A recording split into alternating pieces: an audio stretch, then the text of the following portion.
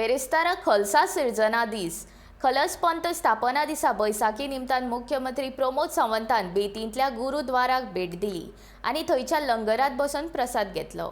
या वेळार गोयचो नवो पुलीस महासंचालक जसपाल सिंग हाणें मुख्यमंत्री प्रमोद सावंत हांचो शाल घालून भोवमान केलो।